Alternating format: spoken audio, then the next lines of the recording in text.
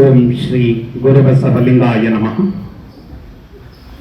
ಎನಗೆ ನಿಮ್ಮ ನೆನಹಾದಾಗ ಉದಯ, ಎನಗೆ ನಿಮ್ಮ ಮರಹಾದಾಗ ಅಸ್ತಮಾನ, ಎನಗೆ ನಿಮ್ಮ ನೆನಹವೇ ಜೀವನ, ಎನಗೆ ನಿಮ್ಮ ನೆನಹವೇ ಪ್ರಾಣ ಕಾಣ ತಂದೆ. ಸ್ವಾಮಿ, ಎನ್ನ ಹೃದಯದಲ್ಲಿ ನಿಮ್ಮ ಚರಣ ದುಂಡಿಗೆ ಅನ್ನುತ್ತಯ್ಯ, ವದನದಲ್ಲಿ ಷಡಕ್ಷರಿಯ ಬರೆಯಯ್ಯ ಕೂಡಲ ಸಂಗಮ ದೇವ. ಕರ್ನಾಟಕದ ಸಾಂಸ್ಕೃತಿಕ ನಾಯಕ ವಿಶ್ವಗುರು ಬಸವಣ್ಣನವರ ವಚನವನ್ನ ಸ್ಮರಿಸಿ ಸುತ್ತೂರು ಶ್ರೀ ಗುರು ಪರಂಪರೆಯನ್ನ ಭಕ್ತಿಯಿಂದ ಸ್ಮರಿಸಿ ಬಾಲಜಗತ್ JSS ಆಂಗ್ಲ ಮಾಧ್ಯಮ ಶಾಲೆ ವತಿಯಿಂದ ಇಂದಿನ ಪರಮ ಪೂಜ್ಯ ಜಗದ್ಗುರು ರಾಜಗುರು ತಿಲಕ ಡಾಕ್ಟರ್ ಶ್ರೀ ಶಿವರಾತ್ರಿ ರಾಜೇಂದ್ರ ಮಹಾಸ್ವಾಮಿಗಳವರ ಶತೋತ್ತರ ದಶಮಾನೋತ್ಸವ ಅಂದರೆ 110ನೇ ಜಯಂತಿ ಕಾರ್ಯಕ್ರಮವನ್ನ ಅರ್ಥಪೂರ್ಣವಾಗಿ ಆಚರಣೆ ಮಾಡುತ್ತಿದ್ದು, ಈ ಒಂದು ಕಾರ್ಯಕ್ರಮದ ಅಧ್ಯಕ್ಷತೆಯನ್ನ ವಹಿಸಿರುವಂತಹ JSS ಮಹಾವಿದ್ಯಾಪೀಠದ ಶಾಲಾ ಶಿಕ್ಷಣ ವಿಭಾಗದ ಸಹ ನಿರ್ದೇಶಕರಾದಂತಹ ಶ್ರೀ ಶಿವಮಾದಪ್ಪರವರಿಗೆ ಭಕ್ತಿಪೂರ್ವಕ ಶರಣಾರ್ಥಿಗಳನ್ನ ಸಮರ್ಪಿಸಿ, ಇಂತಹ ಒಂದು ಅರ್ಥಪೂರ್ಣ ಕಾರ್ಯಕ್ರಮಕ್ಕೆ ನನ್ನನ್ನ ಆಹ್ವಾನಿಸಿ ಪೂಜ್ಯ ಶ್ರೀಗಳ ಬಗ್ಗೆ ನುಡಿ ನಮನವನ್ನ ಸಲ್ಲಿಸಲು ಕಾರಣೀಭೂತರಾದಂತಹ ಈ ಶಾಲೆಯ ಮುಖ್ಯ ಶಿಕ್ಷಕರಾದಂತಹ ಶ್ರೀಮತಿ ಮಂಜುಳಾರವರಿಗೂ ಕೂಡ ಶರಣಾರ್ಥಿಗಳನ್ನ ಸಮರ್ಪಿಸಿ, ಈ ಒಂದು ವಿಶಿಷ್ಟವಾದ ಕಾರ್ಯಕ್ರಮವನ್ನ ಅರ್ಥಪೂರ್ಣವಾಗಿ ಆಚರಣೆ ಮಾಡಲು ಕಾರಣೀಭೂತರಾದಂತಹ ಈ ಶಾಲೆಯ ಎಲ್ಲ ಬೋಧಕ ವೃಂದ ಮತ್ತು ಬೋಧಕೇತರ ವೃಂದದವರಿಗೂ ಶರಣಾರ್ಥಿಗಳನ್ನ ಸಮರ್ಪಿಸಿ, ಎಲ್ಲ ಪೋಷಕರಿಗೂ ಶರಣಾರ್ಥಿಗಳು ಮತ್ತು ಈ ಕಾರ್ಯಕ್ರಮದ ಕೇಂದ್ರ ಬಿಂದುಗಳಾದಂತಹ ನೆಚ್ಚಿನ ಎಲ್ಲ ವಿದ್ಯಾರ್ಥಿಗಳಿಗೆ ಶರಣಾರ್ಥಿಗಳು. ಎತ್ತಣ ಮಾಮರ ಎತ್ತಣ ಕೋಗಿಲೆ ಎತ್ತಣಿಂದೆತ್ತ ಸಂಬಂಧವಯ್ಯ, ಬೆಟ್ಟದ ಮೇಲಣ ನೆಲ್ಲಿಯ ಕಾಯಿ ಸಮುದ್ರದೊಳಗಣ ಉಪ್ಪು ಎತ್ತಣಿಂದೆತ್ತ ಸಂಬಂಧವಯ್ಯ, ಗುಹೇಶ್ವರ ಲಿಂಗಕ್ಕೂ ಎನಗೂ ಎತ್ತಣಿಂದೆತ್ತ ಸಂಬಂಧವಯ್ಯ. ಮಾವಿನ ಮರ ಎಲ್ಲಿರುತ್ತೋ ಕೋಗಿಲೆ ಎಲ್ಲಿರುತ್ತೋ, ಆದರೆ ವಸಂತ ಕಾಲ ಆ ಮಾವಿನ ಮರ ಮತ್ತು ಕೋಗಿಲೆ ಎರಡನ್ನು ಒಂದು ಮಾಡುತ್ತೆ. ಉಪ್ಪು ಸಮುದ್ರದಲ್ಲಿರುತ್ತೆ, ನೆಲ್ಲಿಯ ಕಾಯಿ ಬೆಟ್ಟದ ಮೇಲಿರುತ್ತೆ, ಅವೆರಡನ್ನು ಉಪ್ಪಿನಕಾಯಿ ಒಂದು ಮಾಡುತ್ತೆ. ಹಾಗೆ ನಾವು ಯಾರು ನೀವು ಯಾರು, ನಿಮ್ಮೆಲ್ಲರನ್ನು ಕೂಡ ಪೂಜ್ಯ ರಾಜೇಂದ್ರ ಸ್ವಾಮಿಗಳವರ ಜಯಂತಿ ಮತ್ತು ಶಿಕ್ಷಕರ ದಿನಾಚರಣೆ ಕಾರ್ಯಕ್ರಮ ಒಂದು ಮಾಡಿದೆ. ಈ ಒಂದು ಮಾಡಿರುವಂತಹ ಕಾರ್ಯಕ್ರಮ ಒಂದು ವಿಶಿಷ್ಟವಾಗಿದೆ.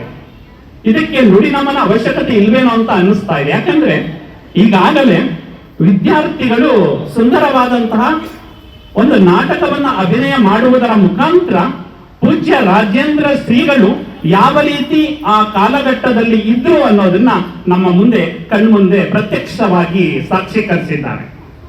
ಜೊತೆಗೆ ನಮ್ಮ ವಿದ್ಯಾರ್ಥಿನಿಯರು ಒಂದು ಪೂಜ್ಯ ರಾಜೇಂದ್ರ ಶ್ರೀಗಳ ಬಗ್ಗೆ ಒಂದು ಅಮೋಘವಾದ ನೃತ್ಯವನ್ನ ಮಾಡುವುದರ ಮುಖಾಂತರ ನಮ್ಮ ಕಣ್ಮನವನ್ನ ಸೆಳೆದಿದ್ದಾರೆ.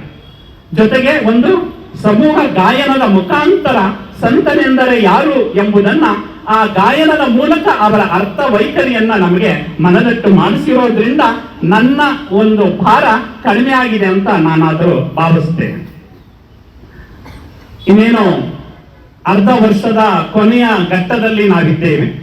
ಆದರೂ ನಿಮ್ಮೆಲ್ಲರನ್ನ ಕೂರಿಸಿ ಈಗಿನ ಇಂತಹ ಒಂದು ಜಯಂತಿ ಕಾರ್ಯಕ್ರಮವನ್ನ ಯಾಕೆ ಆಚರಣೆ ಮಾಡ್ತಾ ಇದ್ದೀವಿ ಅನ್ನೋದು ನಿಮಗೆ ಒಂದು ಸ್ವಲ್ಪ ಗೊತ್ತಾಗ್ಬೇಕಲ್ವಾ? ಅದಕ್ಕೆ ನಮ್ಮ ಬಸವಣ್ಣನವರ ಅಕ್ಕನ ಮಗನವರಾದಂತಹ ಚನ್ನ ಬಸವಣ್ಣನವರು ಒಂದು ವಚನ ಇದೆ.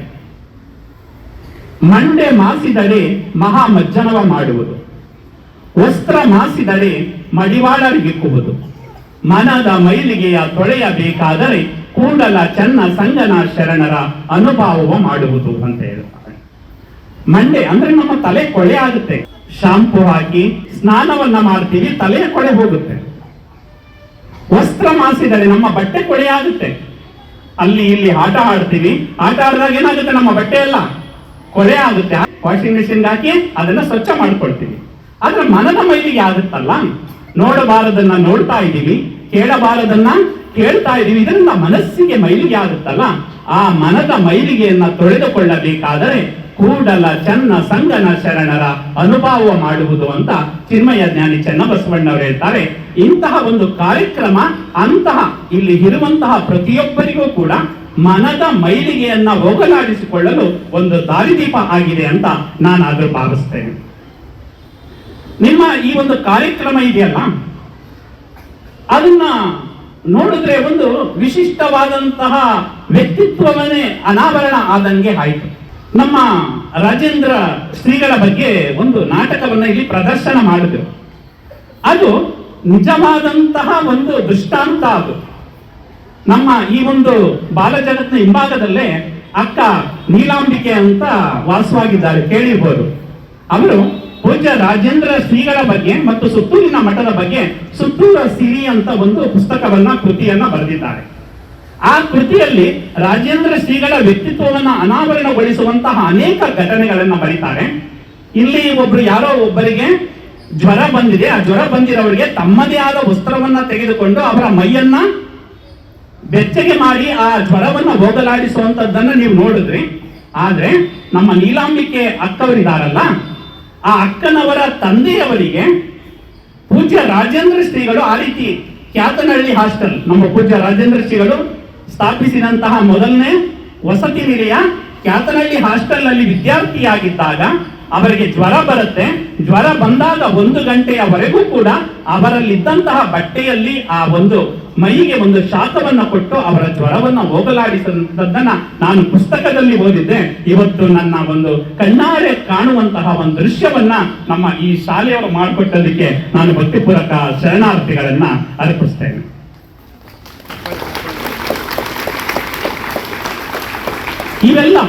ಈ ಎಲ್ಲ ಇಡೀ ನಮ್ಮ ಸುತ್ತೂರು ಮಠವನ್ನೇ ಪರಿಚಯ ಮಾಡುವ ರೀತಿಯಲ್ಲೇ ಒಂದೊಂದು ತಂಡವನ್ನು ಕೂಡ ರಚನೆ ಮಾಡಿಕೊಂಡಿದ್ದೀರ ಅಂತ ನಾನಾದ್ರೂ ಭಾವಿಸಿದ್ದೇನೆ.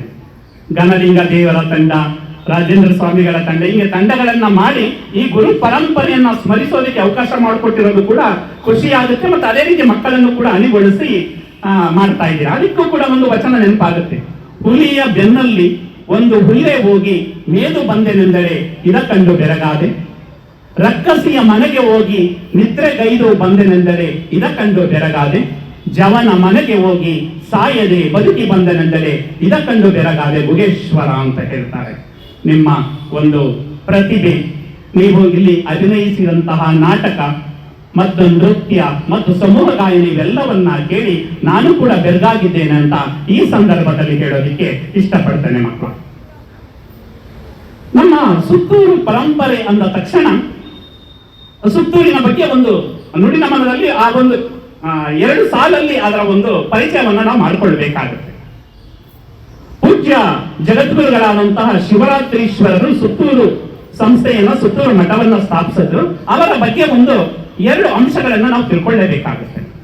ತಲಕಾಡು ನೋಡಿದ್ದೀರಲ್ಲ ನೀವು, ತಲಕಾಡನ್ನ ಗಂಗರು ಆಳ್ತಾ ಇರ್ತಾರೆ. ಈಗ ನಾನು ನಿಮ್ಮನ್ನ ಇತಿಹಾಸಕ್ಕೆ ಕರ್ಕೊಂಡು ಹೋಗ್ತಾ ಇದ್ದೀನಿ, ಸಮಾಜ ವಿಜ್ಞಾನಕ್ಕೆ. ತಲಕಾಡನ್ನ ಗಂಗರು ಆಳ್ತಾ ಇರ್ತಾರೆ. ಕಂಚಿ ಅಂದ್ರೆ ತಮಿಳುನಾಡಿನ ಹತ್ತಿರ ಕಂಚಿಯಲ್ಲಿ ಚೋಳರು ಆಳ್ತಾ ಇರ್ತಾರೆ. ಆ ಚೋಳ ರಾಜ ರಾಜೇಂದ್ರ ಚೋಳ ಅನ್ನೋನು ತಲಕಾಡಿನ ಗಂಗರ ಮೇಲೆ ಯುದ್ಧಕ್ಕೆ ಬರ್ತಾನೆ. ಅಂದ್ರೆ ತಲಕಾಡನ್ನು ಕೂಡ ನಾನು ವಶಪಡಿಸ್ಕೊಳ್ಬೇಕು ಅಂತ ಯುದ್ಧಕ್ಕೆ ಕುದುರೆಯನ್ನ ಏರಿ ಸಾವಿರಾರು ಸೈನಿಕರ ಜೊತೆ ತಲಕಾಡಿನ ಕಡೆ ಬರ್ತಾ ಇರ್ತಾನೆ. ಹಾಗೆ ಬರ್ತಾ ಇರಬೇಕಾದ್ರೆ ಸುತ್ತೂರು ಮಾರ್ಗದವಾಗಿ ಬರ್ತಾನೆ. ಬಂದಾಗ ಅವನು ಏರಿದಂತಹ ಕುದುರೆ ಆ ಸುತ್ತೂರಿಗೆ ಬಂದ ತಕ್ಷಣ ಅಲ್ಲಿ ಒಬ್ಬರು ಪೂಜ್ಯರು ತಪಸ್ಸನ್ನ ಆಚರಣೆ ಮಾಡ್ತಾ ಇರ್ತಾರೆ. ಆ ಪೂಜ್ಯರೇ ಪೂಜ್ಯ ಶಿವರಾತ್ರೀಶ್ವರರು, ಸುತ್ತೂರು ಸಂಸ್ಥೆಯನ್ನ ಸ್ಥಾಪಿಸಿದಂತಹವರು. ಆ ತಪಸ್ಸನ್ನು ಮಾಡುತ್ತಿದ್ದಂತಹ ಸ್ಥಳಕ್ಕೆ ಆ ಕುದುರೆ ಬಂದು ಒಂದು ಪ್ರದಕ್ಷಿಣೆಯನ್ನ ಹಾಕಿ ಅಲ್ಲಿ ನಿಂತ್ಕೊಂಡು ಬಿಡುತ್ತೆ. ನಿಂತ್ಕೊಂಡಾಗ ಏನು ಇದು ಈ ರೀತಿ ನಿಂತ್ಕೊಂಡಿದೆಯಲ್ಲ ಅಂತ ರಾಜ ಕುದುರೆಯಿಂದ ಇಳಿತಾನೆ. ಇಳಿದು ಆ ಸ್ವಾಮಿಗಳನ್ನ ನೋಡ್ತಾನೆ. ಅವರು ತಪಸ್ಸನ್ನ ಆಚರಿಸ್ತಾ ಇರ್ತಾರೆ. ಅದನ್ನ ನೋಡಿದಾಗ ಅವನು ಭಕ್ತಿಯಿಂದ ಅವರಿಗೆ ನಮಸ್ಕಾರವನ್ನ ಮಾಡ್ತಾನೆ. ಮಾಡಿದಾಗ ಆ ಶಿವರಾತ್ರೀಶ್ವರರು ಇವನ ಮನದ ಇಂಗಿತವನ್ನ ಅರ್ಥಕೊಳ್ತಾರೆ. ಅಂದ್ರೆ ಇವನು ಯುದ್ಧಕ್ಕಾಗಿ ಬಂದಿದ್ದಾನೆ ಅಂತ. ಅಲ್ಲಪ್ಪ, ನೀನು ಈ ಒಂದು ರಾಜದಾಹದಿಂದ ಯುದ್ಧವನ್ನ ಮಾಡೋದಿಕ್ಕೆ ಬಂದಿದ್ದೀಯಾ, ಆ ಯುದ್ಧದಿಂದ ಅನೇಕರ ಪ್ರಾಣ ಹರಣ ಆಗುತ್ತೆ.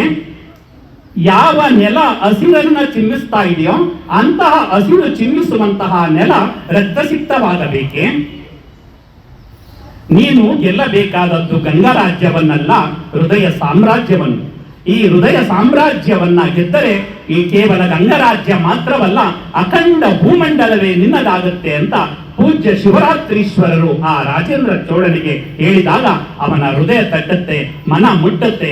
ಆಗ ಗಂಗರ ಜೊತೆ ಯುದ್ಧ ಮಾಡೋದಿಕ್ಕೆ ಬಂದಿದ್ದವನು ಅವರ ಜೊತೆ ಸ್ನೇಹ ಹಸ್ತವನ್ನ ಚಾಚ್ತಾನೆ, ಯುದ್ಧವು ನಿಲ್ಲುತ್ತೆ. ಅಂದ್ರೆ ಯಾರಿಂದ?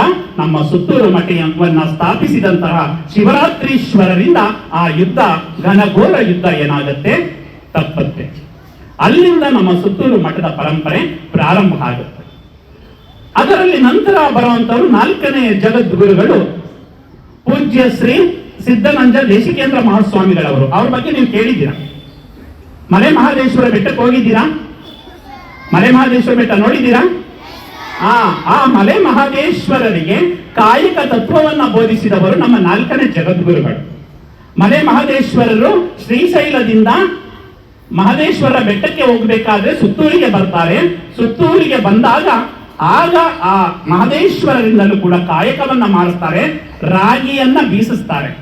ಆ ರಾಗಿ ಕಲ್ಲನ್ನ ನೀವು ಸುತ್ತೂರು ಮಠಕ್ಕೆ ಹೋದಾಗ ತೋರುಗದ್ದಿಗೆ ನೋಡಿದಿರಲ್ಲ, ಆ ರಾಗಿ ಕಲ್ಲು ನಮ್ಮ ಮಲೆ ಮಹದೇಶ್ವರರು ಬೀಸಿದಂತಹ ರಾಗಿ ಕಲ್ಲು. ಅಂದ್ರೆ ಮಲೆ ಮಹದೇಶ್ವರರಿಂದಲೂ ಕೂಡ ಕಾಯಕವನ್ನ ಮಾಡಿಸಿದವರು ನಮ್ಮ ಸುತ್ತೂರು ಗುರು ಪರಂಪರೆಯವರು. ಅಂದ್ರೆ ಕಾಯಕಕ್ಕೆ ತುಂಬಾ ಮಹತ್ವವನ್ನ ಕೊಟ್ಟವರು ಅಂತ ನಾವು ಭಾವಿಸಬೇಕಾಗುತ್ತೆ. ನಂತರ ಬರುವಂತವರು 11ನೇ ಜಗದ್ಗುರು. ಅಲ್ಲಿ ನಮ್ಮ ಗಣಲಿಂಗ ಶಿವಯೋಗಿ ತಂಡದವರು ಸಮೂಹ ಗಾಯನವನ್ನ ಮಾಡಿದರು. ಪೂಜ್ಯ ಗಣಲಿಂಗ ದೇವರು ನಮ್ಮ ಸುತ್ತೂರು ಮಠದ 11ನೇ ಜಗದ್ಗುರುಗಳು. ಅವರು ಬಸವೋತ್ತರ ಯುಗದ ವಚನಕಾರರು. ನಾವು ವಚನ ಸಾಹಿತ್ಯವನ್ನ ಅಧ್ಯಯನ ಮಾಡಿದ್ರೆ 2 ಘಟ್ಟವನ್ನ ನಾವು ತಿಳ್ಕೊತೀವಿ. ಒಂದು ಬಸವ ಯುಗ, ಮತ್ತೊಂದು ಬಸವೋತ್ತರ ಯುಗ. ಬಸವ ಯುಗ ಅಂದ್ರೆ ಬಸವಣ್ಣನವರು ಮತ್ತು ಬಸವಣ್ಣನವರ ಸಮಕಾಲೀನರನ್ನ ಬಸವಯುಗ ಅಂತ ಕರೆದ್ರೆ, ಯಡಿಯೂರು ಸಿದ್ದಲಿಂಗೇಶ್ವರರು ನಂತರ ಬಂದಂತವ್ರನ್ನ ಬಸವೋತ್ತರ ಯುಗ ಅಂತ ಕರೀತೇವೆ. ಗಣಲಿಂಗ ದೇವರು ಕೂಡ ಯಡಿಯೂರು ಸಿದ್ದಲಿಂಗೇಶ್ವರರ ಶಿಷ್ಯರು.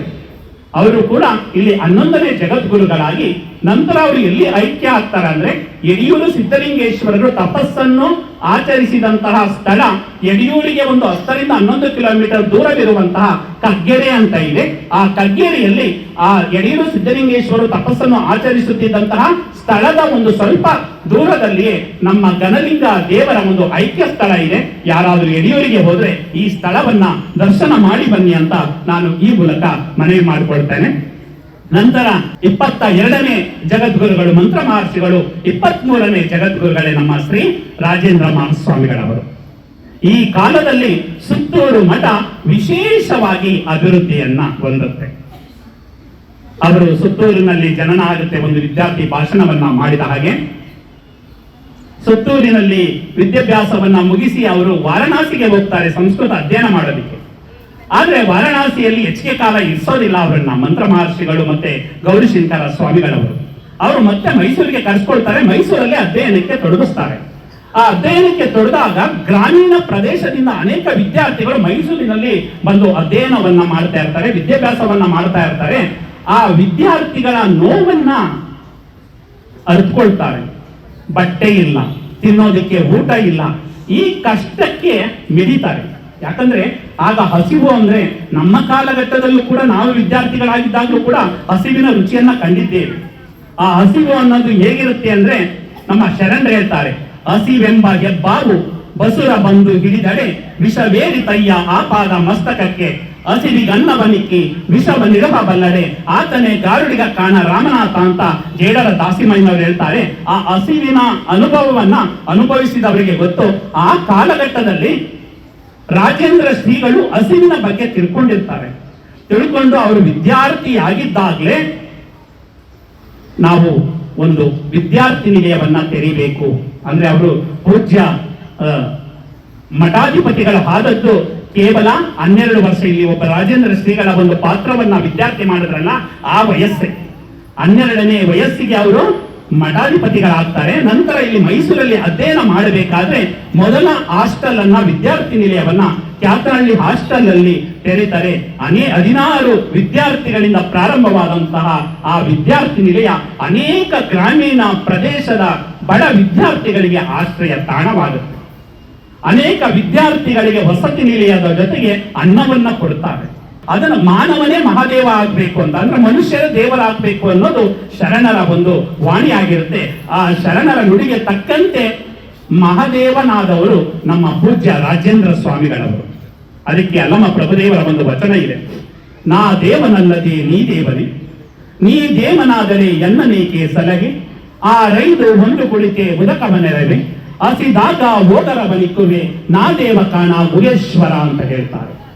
ನೀ ದೇವನಲ್ಲ ನಾ ದೇವ ಅಂತ ದೇವರ ಕುರಿತು ಹೇಳ್ತಾರೆ. ಯಾಕಂದ್ರೆ ಯಾರಾದ್ರೂ ದಾಹ ಅಂತ ಬಂದ್ರೆ ಅವರಿಗೆ ಒಂದು ಲೋಟ ನೀರನ್ನ ಕೊಡ್ತಾನೆ, ಯಾರಾದ್ರೂ ಹಸಿವು ಅಂತ ಬಂದ್ರೆ ಅವರಿಗೆ ಒಂದು ಹೊತ್ತಿನ ಊಟವನ್ನ ಕೊಡ್ತಾನೆ. ನೀನಲ್ಲ ದೇವರು ನಾ ದೇವರು ಅಂತ ಹೇಳ್ತಾರೆ. ಆ ರೀತಿ ಮಾನವ ಮಹಾದೇವರಾದಂಥವರು ನಮ್ಮ ಪೂಜ್ಯ ರಾಜೇಂದ್ರ ಸ್ವಾಮಿಗಳವರು. ನಂತರ 1954ರಲ್ಲಿ ಒಂದು ಶಾಲೆಯನ್ನ ಇವತ್ತು ನಮ್ಮ ಸುತ್ತೂರು ಹಳೆ ಆಸ್ಪತ್ರೆ ಇದೆಯಲ್ಲ, ಅದನ್ನ ಆನಿಕೊರೋಟಿ ಅಂತ ಕರೀತಾ ಇದ್ರು, ಅಲ್ಲಿ ಮೊದಲ ಶಾಲೆ ಪ್ರಾರಂಭ ಆಗುತ್ತೆ. ನಮ್ಮ JSS ವಿದ್ಯಾಪೀಠವು ಕೂಡ ಆ 1954ರಲ್ಲಿ ಪ್ರಾರಂಭವಾಗುತ್ತೆ. ಈಗ ಆ ಮೊದಲ ಶಾಲೆ ಲಕ್ಷ್ಮೀಪುರಂ ಅಲ್ಲಿ ಇರೋದನ್ನ ನಾವು ಕಾಣಬಹುದು. ಅನೇಕ ವಿದ್ಯಾರ್ಥಿಗಳಿಗೆ ಶಾಲೆಯನ್ನ ಪ್ರಾರಂಭ ಮಾಡಿ ವಿದ್ಯಾರ್ಥಿಗಳಿಗೆ ಜ್ಞಾನ ದಾಸೋಹವನ್ನ ನೀಡಿದವರು, ಅನ್ನ ದಾಸೋಹವನ್ನ ನೀಡಿದವರು ನಮ್ಮ ಪೂಜ್ಯ ರಾಜೇಂದ್ರ ಸ್ವಾಮಿಗಳು ಅನ್ನೋದನ್ನ ನಾವು ಭಾವಿಸಬೇಕಾಗುತ್ತೆ ಮಕ್ಕಳೇ. ರಾಜೇಂದ್ರ ಶ್ರೀಗಳ ಬಗ್ಗೆ ಎಷ್ಟು ಹೇಳಿದ್ರು ಕೂಡ ಸಾಲೋದಿಲ್ಲ. ಯಾಕಂದ್ರೆ ನಾವು ಅನೇಕ ಒಂದು 15-20 ನಿಮಿಷದಲ್ಲಿ ನಾವು ಮಾತನಾಡೋದಕ್ಕೆ ಬಂದಿದ್ದೀವಿ. 20 ನಿಮಿಷದಲ್ಲಿ ನಮ್ಮ ಪೂಜ್ಯ ರಾಜೇಂದ್ರ ಸ್ವಾಮಿಗಳ ಬಗ್ಗೆ ಮತ್ತು ಆ ಮಠದ ಪರಂಪರೆಯ ಬಗ್ಗೆ ಹೇಳೋದಿಕ್ಕೆ ಆಗೋದಿಲ್ಲ. ಯಾಕಂದ್ರೆ ಸುತ್ತೂರು ಮಠ ಸಾಗರವಿದ್ದ ಹಾಗೆ. ಆ ಸಾಗರವನ್ನ ಕೆಲವೇ ಮಾತುಗಳಲ್ಲಿ ನಾವು ಬಣ್ಣಿಸೋದಕ್ಕೆ ಸಾಧ್ಯವಿಲ್ಲ. ಆ ಸಾಗರವನ್ನ ಸಾಸಿವೆಯಲ್ಲಿ ಅಡಗುವ ಹಾಗೆ ಕೆಲವೇ ಮಾತುಗಳಲ್ಲಿ ನಾವು ಹೇಳಬಹುದು ಹೊರತು ಆ ಒಂದು ಸಾಗರವನ್ನ ನಾವು ವರ್ಣನೆ ಮಾಡೋದಕ್ಕೆ ಸಾಧ್ಯ ಆಗಲ್ಲ ಅಂತ ಹೇಳ್ತಾ, ಅವರು ವಿಶೇಷವಾಗಿ ಕಥೆಗಳನ್ನ ಮಕ್ಕಳಿಗೆ ಹೇಳ್ಕೊಡ್ತಾ ಇದ್ರು ಹಾಸ್ಟೆಲ್ ಅಲ್ಲಿ ಇದ್ದಾಗ. ಹಾಗೆ ಒಂದು ಕತೆ ಅದರಲ್ಲಿ ಬರುತ್ತೆ. ಇಬ್ಬರು ಸ್ನೇಹಿತರಿರ್ತಾರೆ. ಯಾರು ಅಂದ್ರೆ, ಒಂದು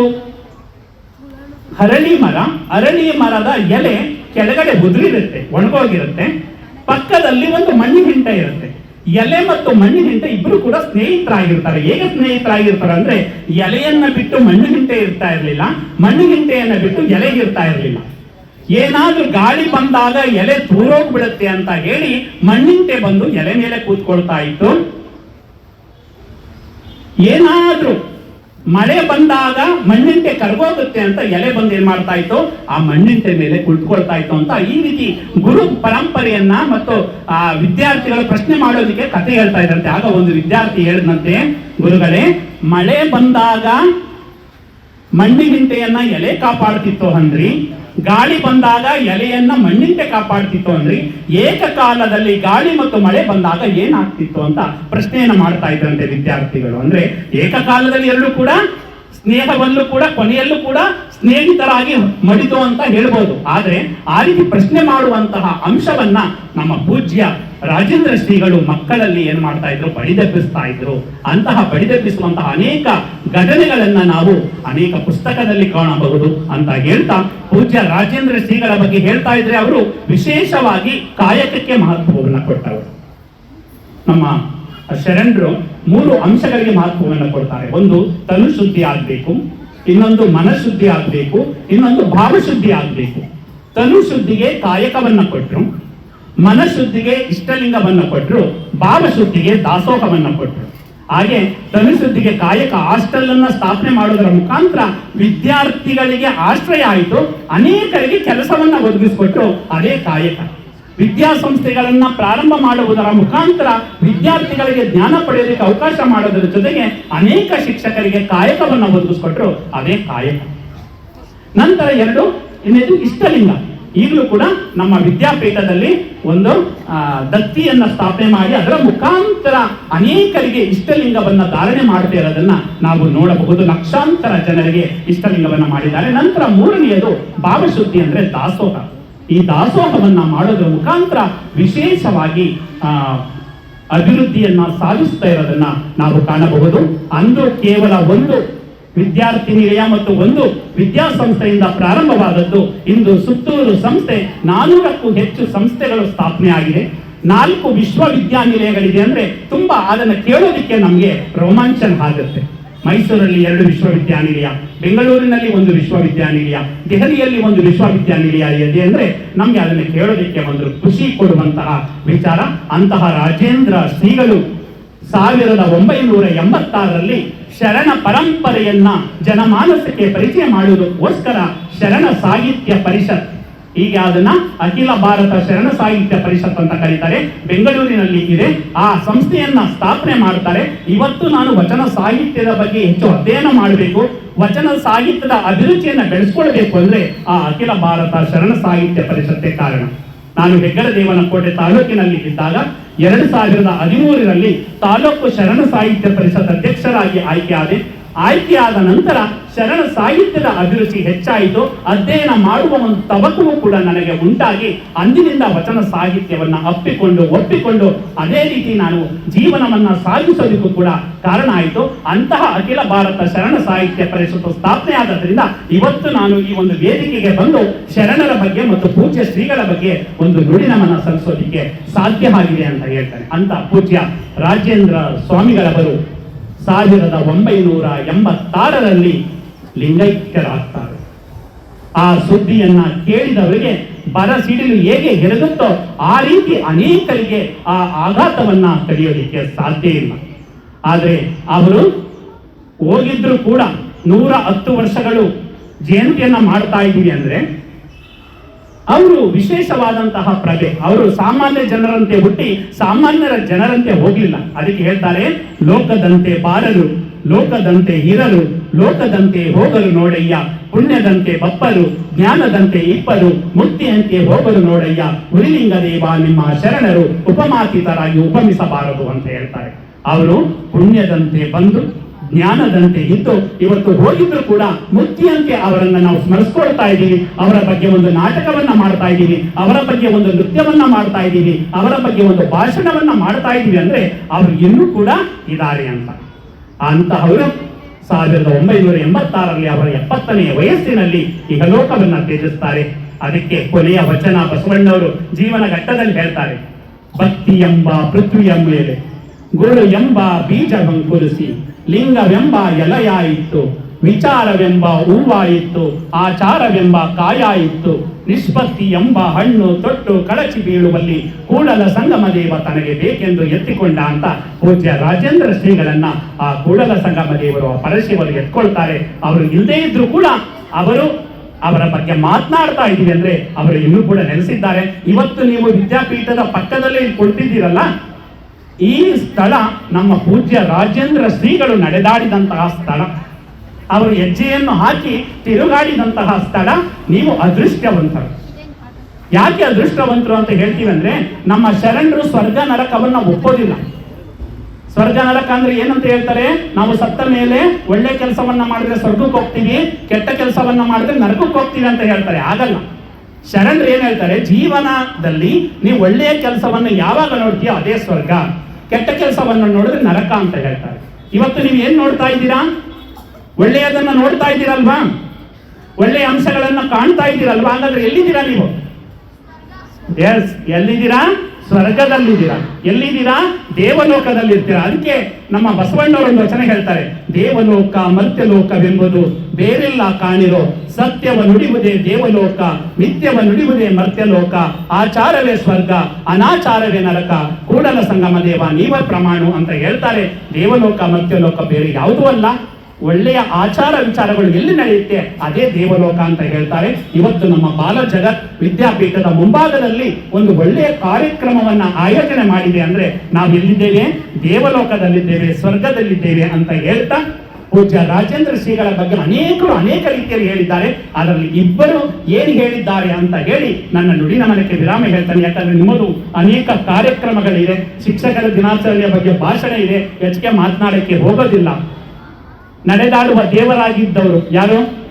ಪೂಜ್ಯ ಶ್ರೀ ಶಿವಕುಮಾರ ಮಹಾಸ್ವಾಮಿಗಳವರು. ಅವ್ರು ಹೇಳ್ತಾರೆ, ಧರ್ಮಪೀಠವನ್ನ ವಿದ್ಯಾಪೀಠವಾಗಿಸಿದವರು, ಜ್ಞಾನಪೀಠವಾಗಿಸಿದವರು ಪೂಜ್ಯ ರಾಜೇಂದ್ರ ಶ್ರೀಗಳು ಅಂತ ಹೇಳ್ತಾರೆ. ನಿಜ ಅಲ್ವಾ? ಧರ್ಮಪೀಠವನ್ನ ವಿದ್ಯಾಪೀಠ ಆಗಿಸಿದ್ರು. ವಿದ್ಯಾಪೀಠವು ಕಾಣ್ತಾ ಇದೆ ನಮ್ಗೆ ಅಲ್ಲಿ ಮುಂದೆ. ಜ್ಞಾನಪೀಠ, ಇಲ್ಲಿ ಜ್ಞಾನವನ್ನ ಪಡಿತಾ ಇದ್ದಾರೆ ಅಂದ್ರೆ ಜ್ಞಾನಪೀಠವೂ ಕೂಡ ಆಗಿದೆ ಅನ್ನೋದನ್ನ ನಾವು ಕಣ್ಮುಂದೆನೆ ಕಾಣ್ತಾ ಇದ್ದೀವಿ. ಅಂತ ಜ್ಞಾನಪೀಠವಾಗಿಸಿದವರು ಯಾರು? ಪೂಜ್ಯ ರಾಜೇಂದ್ರ ಶ್ರೀಗಳು. ನಮ್ಮ GS ಶಿವರುದ್ರಪ್ಪ ಅವರು ಹೇಳ್ತಾರೆ, ಅವರು ಕೂಡ ರಾಜೇಂದ್ರ ಶ್ರೀಗಳು ಸ್ಥಾಪಿಸಿದಂತಹ ವಿದ್ಯಾರ್ಥಿ ನಿಲಯದಲ್ಲಿ ಓದಿ ತಮ್ಮ ವ್ಯಾಸಂಗವನ್ನ ಮಾಡಿದವರು. GS ಶಿವರುದ್ರಪ್ಪ ಹೇಳ್ತಾರೆ, ಸಾವಿರ ಮಕ್ಕಳಿಗೆ ಅನ್ನ ದಾಸೋಹ ನೀಡಿದ ಅನ್ನ ಬ್ರಹ್ಮ ಪೂಜ್ಯ ರಾಜೇಂದ್ರ ಶ್ರೀಗಳು ಅಂತ ಹೇಳ್ತಾರೆ. ಅಂದ್ರೆ ಅಂತಹ ಅನ್ನ ಬ್ರಹ್ಮ ಆಗಿದ್ದವರು ನಮ್ಮ ಪೂಜ್ಯ ರಾಜೇಂದ್ರ ಶ್ರೀಗಳು ಅಂತ ಹೇಳ್ತಾ ಶಿಕ್ಷಕರ ದಿನಾಚರಣೆಯು ಕೂಡ ಆಚರಣೆ ಮಾಡ್ತಾ ಇದ್ದಾರೆ. ಇವತ್ತು ನೀವೇನು ಅನ್ಕೊಂಡಿರ್ಬೋದು, AI ಅಂತ ಒಂದು ಬಂದ್ಬಿಟ್ಟಿದೆ, ಕೃತಕ ಬುದ್ಧಿಮತ್ತೆ ಅಂತ ಬಂದ್ಬಿಟ್ಟಿದೆ. ಮೊಬೈಲ್ ಅಲ್ಲಿ ಹುಡುಕಿದ್ರೆ ಏನ್ ಬೇಕಾದ್ರೂ ಸಿಗತ್ತೆ ಅಂತ ಅನ್ಕೊಂಡಿರ್ಬೋದು. ಆದ್ರೆ ಶಿಕ್ಷಕರು ಕೊಡುವಂತಹ ಪ್ರೀತಿ, ಶಿಕ್ಷಕರು ಕೊಡುವಂತಹ ಮಮತೆ, ಶಿಕ್ಷಕರು ಕೊಡುವಂತಹ ವಾತ್ಸಲ್ಯವನ್ನ ಯಾವುದೇ ತಂತ್ರಜ್ಞಾನವೂ ಕೂಡ ಕೊಡಲು ಸಾಧ್ಯವಿಲ್ಲ. ಇವತ್ತು ನಾವು ಆ ಶಿಕ್ಷಕರನ್ನ ನೋಡಿದ್ರೆ ಗೊತ್ತಾಗುತ್ತೆ ನಿಮ್ಗೆ ಎಂತಹ ಮಮತೆಯನ್ನ ಕೊಡ್ತಾ ಇದ್ದಾರೆ, ಎಂತಹ ವಾತ್ಸಲ್ಯವನ್ನ ಕೊಡ್ತಾ ಇದ್ದಾರೆ, ಎಂತಹ ಪ್ರೀತಿಯನ್ನ ಕೊಡ್ತಾ ಇದ್ದಾರೆ ಅಂತ. ಅರ್ಥ ಆಯ್ತಲ್ಲ? ಅಂತಹ ಪ್ರೀತಿ ಮಮತೆಯನ್ನ ಇಟ್ಕೊಂಡು ನೀವು ವಿಶೇಷವಾದಂತಹ ವಿದ್ಯಾರ್ಥಿಗಳಾಗಿ ಹೊರಹೊಮ್ಮಬೇಕು ಅಂತ ಹೇಳ್ತಾ, ನಮ್ಮ ಅಲ್ಲಮ ಪ್ರಭುದೇವರೇ ಈ ಗುರುಗಳ ಬಗ್ಗೆ ಒಂದು ವಚನವನ್ನು ಹೇಳಿದ್ದಾರೆ. ಅದನ್ನು ಹೇಳಿ ನನ್ನ ಈ ಒಂದು ನುಡಿನ ಮನಕ್ಕೆ ವಿರಾಮವನ್ನು ಹೇಳ್ತೇನೆ. ಯಾಕಂದ್ರೆ ಶಿಕ್ಷಕರ ದಿನಾಚರಣೆ ಆಗಿರೋದ್ರಿಂದ ಆ ವಚನ ಹೇಳೋದು ಸೂಕ್ತ ಅಂತ. ಕೃತಯುಗದಲ್ಲಿ ಶ್ರೀ ಗುರು ಶಿಷ್ಯಂಗೆ ಬಳಿದು ಬುದ್ಧಿಯ ಕಲಿಸಿದರೆ ಆಗಲಿ ಮಹಾಪ್ರಸಾದವೆಂದನಯ್ಯ. ತ್ರೇತಾಯುಗದಲ್ಲಿ ಶ್ರೀ ಗುರು ಶಿಷ್ಯಂಗೆ ಬೈದು ಬುದ್ಧಿಯ ಕಲಿಸಿದರೆ ಆಗಲಿ ಮಹಾಪ್ರಸಾದವೆಂದನಯ್ಯ. ದ್ವಾಪರದಲ್ಲಿ ಶ್ರೀ ಗುರು ಶಿಷ್ಯಂಗೆ ಜಂಕಿಸಿ ಬುದ್ಧಿಯ ಕಲಿಸಿದರೆ ಆಗಲಿ ಮಹಾಪ್ರಸಾದವೆಂದನಯ್ಯ. ಕಲಿಯುಗದಲ್ಲಿ ಶ್ರೀ ಗುರು ಶಿಷ್ಯಂಗೆ ವಂದಿಸಿ ಬುದ್ಧಿಯ ಕಲಿಸಿದರೆ ಆಗಲಿ ಮಹಾಪ್ರಸಾದವೆಂದನಯ್ಯ. ಗುಗೇಶ್ವರ ನಿಮ್ಮ ಕಾಲದ ಕಟ್ಟಳೆಯ ಕಲಿತನಕ್ಕೆ ನಾನು ಬೆರಗಾದೆನು ಅಂತ ಹೇಳ್ತಾರೆ. ಇವತ್ತು ನಾವು ವಿದ್ಯಾರ್ಥಿಗಳಿಗೆ ಒಂದು ವಿದ್ಯಾಭ್ಯಾಸವನ್ನ ಮಾಡಿಸ್ಬೇಕು ಅಂದ್ರೆ ನಾವೇ ಕೈ ಮುಗಿದು ಅವರಿಗೆ ವಿದ್ಯೆಯನ್ನ ಕಲಿಸುವಂತಹ ಪರಿಸ್ಥಿತಿಗೆ ಬಂದಿದ್ದೇವೆ ಅನ್ನೋದನ್ನ 12ನೇ ಶತಮಾನದ ಅಲ್ಲಮ ಪ್ರಭುದೇವರ ಒಂದು ವಚನವನ್ನ ನಾವು ಅಭ್ಯಾಸ ಮಾಡಬಹುದು ಅಂತ ಹೇಳ್ತಾ, ನಿಮ್ಮ ತಂದೆಯವರು ಅನಕ್ಷರಸ್ಥರಾಗಿರ್ಬೋದು, ಆದ್ರೆ ನೀವು ಅನಕ್ಷರಸ್ಥರಾಗಿ ಬಾಳಬಾರದು. ಗೊತ್ತಾಯ್ತಲ್ಲ? ಯಾಕಂದ್ರೆ ಅನಕ್ಷರಸ್ಥರಾಗಿರೋರು ಈಗ ನೀವು ಅಕ್ಷರಸ್ಥರಾಗಿದ್ದೀರಾ. ಇನ್ನು ಮುಂದಿನ ಪರಂಪರೆ ಅಕ್ಷರಸ್ಥರಾಗಿ ಜ್ಞಾನವನ್ನ ಕಟ್ಕೊಳ್ಬೇಕು ಅಂತ ಹೇಳ್ತಾ, ಅದಕ್ಕೆ ಒಂದೇ ಒಂದು, ಯಾಕಂದ್ರೆ ಮಕ್ಕಳು ಸೀರಿಯಸ್ ಆಗಿ ಕೂತಿದ್ದೀರಾ, ನಗವಾಡ್ಬೇಕಲ್ವಾ? ನೀವು ನಗಾಡ್ಬೇಕಾ? ಒಂದು ಹಿಂಗೆ ಆಂಗ್ಲ ಮಾಧ್ಯಮ ಶಾಲೆ, ಆಂಗ್ಲ ಮಾಧ್ಯಮದ ಶಾಲೆಯಲ್ಲಿ ಎಲ್ಲಾ ವಿದ್ಯಾರ್ಥಿಗಳು ಚೆನ್ನಾಗಿ ಓದ್ತಾ ಇರ್ತಾರೆ, ಒಬ್ಬನ್ ಮಾತ್ರ ಅವನ್ನ ಸರಿಪಡಿಸಕ್ ಆಗ್ತಾ ಇರ್ಲಿಲ್ವಂತೆ. ಅವನ್ನ ಎಲೆಕ್ಟ್ರಿಸಿಟಿ ಅನ್ನೋ ಒಂದು ಪದವನ್ನು ಹೇಳ್ಬೇಕು ಅಂದ್ರೆ ಅವನು ಎಲೆಕ್ಟ್ರಿಕಿಟಿ ಅಂತ ಹೇಳ್ತಾ ಇದ್ನಂತೆ. ಏನಂತ? ಎಲೆಕ್ಟ್ರಿಸಿಟಿ ಅನ್ನೋದಕ್ಕೆ ಎಲೆಕ್ಟ್ರಿಕಿಟಿ ಅಂತ ಹೇಳ್ತಾ ಇದ್ನಂತೆ. ಆ ಗುರುಗಳಿಗೆ ಬೇಜಾರಾಗೋಯ್ತು, ಮಾಸ್ಟರ್ಗಳಿಗೆ. ಏನಾದ್ರೂ ಮಾಡಿ ಇವನ್ನ ಸರಿಪಡಿಸ್ಬೇಕಲ್ಲ ಅಂತ ಅವ್ರ ತಂದೆ ಹತ್ರ ಹೋಗ್ತಾನೆ. ನೋಡಿ, ನಿಮ್ಮ ಮಗನನ್ನ ಎಲೆಕ್ಟ್ರಿಸಿಟಿ ಅಂತ 100 ಸಲ ಅಭ್ಯಾಸ ಮಾಡ್ತಾ ಇದ್ದೀವಿ, ಆದ್ರೆ ಅವನು ಎಲೆಕ್ಟ್ರಿಸಿಟಿ ಅಂತ ಹೇಳ್ತಾ ಇಲ್ಲ, ಎಲೆಕ್ಟ್ರಿಕಿಟಿ ಅಂತ ಹೇಳ್ತಾ ಇದ್ದಾನೆ, ಇವನನ್ನ ಸರಿಪಡಿಸಿ ಅಂತ ಹೇಳಿದ್ರೆ ಅವ್ರು ಹೇಳ್ತಾರಂತೆ ಅವನ್ ಕೆಪಾಸಿಟಿನೇ ಇಷ್ಟು ಅಂತ ಹೇಳ್ತಾರೆ. ಅವ್ರ ತಂದೆ ಕೆಪಾಸಿಟಿ ಅನ್ನಕ್ಕೆ ಅವನ್ ಕೆಪಾಸಿಟಿನೇ ಇಷ್ಟು. ಆಗ ಅವ್ರ ತಂದೆ ಬದುಕಿರ್ತಾರೆ. ಯಾರ ತಂದೆ? ಆ ಹುಡುಗನ ತಾತ. ಆ ತಾತನ ಹತ್ರನಾರು ಹೋಗಿ ಮಗನ್ನ ಮತ್ತು ಮೊಮ್ಮಗನ್ನ ಸರಿಪಡಿಸೋ ಅಂತ ತಾತನ ಹತ್ರ ಹೋಗ್ತಾರೆ. ತಾತನ ಹತ್ರ ಹೋಗಿ, ನೋಡಿ ನಿಮ್ಮ ಮೊಮ್ಮಗ ಎಲೆಕ್ಟ್ರಿಕಿಟಿ ಅಂತವನೇ, ನಿಮ್ಮ ಮಗ ನೋಡಿದ್ರೆ ಕೆಪಾಸಿಟಿ ಅಂತ ಇದ್ದಾನೆ, ಇವ್ರನ್ನ ಹೇಗೆ ನೀವು ಸರಿಪಡಿಸೋದು ಅಂದಾಗ ಏನ್ ಮಾಡೋದು ಗುರುಗಳೇ, ಅದಕ್ಕೆ ನಮ್ಮ ಮಗನು ಕೂಡ ಯೂನಿವರ್ಸಿಟಿ ಮೆಟ್ಲೆ ಹತ್ತಲಿಲ್ಲ ಅಂತ ಹೇಳ್ತಾರೆ. ಯೂನಿವರ್ಸಿಟಿ ಅಂದ್ರೆ ಯೂನಿವರ್ಸಿಟಿ ಮೆಟ್ಲೆ ಹತ್ತಲಿಲ್ಲ. ಅವ್ರ ಪುಣ್ಯಕ್ಕೆ ಅವ್ರ ತಂದೆನೂ ಬದುಕಿರ್ತಾರೆ. ಅವ್ರ ಹತ್ರ ಹೋಗ್ತಾರೆ ಮಾಸ್ಟರ್, ನೋಡಿ ನಿಮ್ಮ ಮರಿ ಮೊಮ್ಮಗ ನೋಡಿದ್ರೆ ಎಲೆಕ್ಟ್ರಿಕಿಟಿ ಅಂತಾನೆ, ನಿಮ್ಮ ಮೊಮ್ಮಗ ನೋಡಿದ್ರೆ ಕೆಪಾಸಿಟಿ ಅಂತಾನೆ, ನಿಮ್ಮ ಮಗ ನೋಡಿದ್ರೆ ಯೂನಿವರ್ಸಿಟಿ ಅಂತಾನೆ. ಏನ್ ಮಾಡೋದು ನೋಡಿ, ನಮ್ಮದು ಒಂದು ದೊಡ್ಡ ಮನಸ್ಥಾನ, ಒಂದು ದೊಡ್ಡ ಕುಟುಂಬ. ದಯಮಾಡಿ ಇದನ್ನ ಮಾಸ್ಟ್ರೇ ಇಲ್ಲಿಗೆ ಬಿಟ್ಟುಬೇಡಿ, ದಯಮಾಡಿ ಅದನ್ನ ಪಬ್ಲಿಕಿಟಿ ಮಾಡಬೇಡಿ ಅಂತ ಹೇಳ್ಬಿಡ್ತಾರೆ. ಅಂದ್ರೆ ಆ ಕಿಟಿ ಅನ್ನೋದು ಹೋಗಿ ಸಿಟಿ ಹೋಗಿ ಕಿಟಿ ಆಗಿಬಿಡುತ್ತೆ. ಆ ರೀತಿ ನೀವು ತಂದೆ ತಾಯಿಗಳ ಕಾಲದಲ್ಲಿ ಅನಕ್ಷರಸ್ಥರಾಗಿರ್ಬೋದು, ನೀವು ಅಕ್ಷರಸ್ಥರಾಗಿ ಹೊರಹೊಮ್ಮಿ ಈ ಒಂದು ಬಾಲ ಜಗತ್ ವಿದ್ಯಾಪೀಠದ ಮುಂಭಾಗದಲ್ಲಿದೆ, ಆ ಬಾಲ ಜಗತ್ತಿನಲ್ಲಿ ಓದಿ ಒಳ್ಳೆಯ ವಿದ್ಯಾರ್ಥಿಗಳಾಗಿ ಹೊರಹೊಮ್ಮಿ ಅಂತ ಹೇಳ್ತಾ ಹೊರಡುವೆ ನಾನು ಹೊರಡುವೆ ಮುಂದೆ ಬರುವುದು ವಿಶ್ವವು ನನ್ನಯ ಹಿಂದೆ ಅವರಿವರೆಂಬೆನೆ ಎಲ್ಲರೂ ಒಂದೇ ಎಲ್ಲರಿಗಿರುವನು ಒಬ್ಬನೇ ತಂದೆ ಬರುವೆನು ಭೂಮಿಯನ್ನು ಬೆಳಗಿ ಬಸವನ ಬೆಳಕೆ ಎಲ್ಲಾಡಿ ಬಂದೆ ಭಾರತವೆಲ್ಲ ಸುತ್ತಾಡಿ ಬಂದೆ ಎಂಬ ಸಿದ್ದಯ್ಯ ಪುರಾಣಿಕರವರ ಕವಿತೆಯೊಂದಿಗೆ ಈ ಒಂದು ನುಡಿ ನಮನವನ್ನ ಸಲ್ಲಿಸ್ತಾ ಬಸವನ ಬೆಳಕು ಇವತ್ತು ಬಾಲ ಜಗತ್ತಿನಲ್ಲಿ ಏನಾಗಿದೆ ಬೆಳಕಾಗಿದೆ. ಆ ಬಾಲ ಜಗತ್ತಿನ ಬೆಳಕಿನಲ್ಲಿ ನೀವು ವಿದ್ಯಾರ್ಥಿಗಳಾಗಿ ಉತ್ತಮ ವಿದ್ಯಾರ್ಥಿಗಳಾಗಿ ಹೊರಹೊಮ್ಮಿ ನಮ್ಮ ಮೈಸೂರಿಗೆ, ನಮ್ಮ ರಾಜ್ಯಕ್ಕೆ, ನಮ್ಮ ದೇಶಕ್ಕೆ ಕೀರ್ತಿಯನ್ನು ತರುವಂತಹ ವಿದ್ಯಾರ್ಥಿಗಳಾಗಿ ಹೊರಹೊಮ್ಮಿ ಅಂತ ಹೇಳ್ತಾ ನನ್ನನ್ನು ಈ ಒಂದು ಕಾರ್ಯಕ್ರಮಕ್ಕೆ ಕರೆಸಿ ನುಡಿ ನಮನಗಳನ್ನು ಸಲ್ಲಿಸಲು ಅವಕಾಶ ಮಾಡಿಕೊಟ್ಟಂತಹ ಪೂಜ್ಯರಾದಂತಹ ನಮ್ಮ ಶಿವಮಾದಪ್ಪ ಸರ್ ಅವರಿಗೆ ಮತ್ತು ಮಂಜುಳಾ ಮೇಡಮ್ ಅವರಿಗೆ ಇಷ್ಟಪಟ್ಟು ಕೇಳಿದ್ದೀರಾ, ಕಷ್ಟಪಟ್ಟು ಕೇಳಿದ್ದೀರಾ ಗೊತ್ತಿಲ್ಲ, ಇಷ್ಟಪಟ್ಟು ಕೇಳಿದ್ದೀರಾ? ಇಷ್ಟಪಟ್ಟು ಆಲಿಸಿದಂತಹ ಎಲ್ಲ ಶಿಕ್ಷಕ ಬಂಧುಗಳಿಗೆ, ವಿದ್ಯಾರ್ಥಿಗಳಿಗೆ ಶರಣಾರ್ಥಿಗಳು.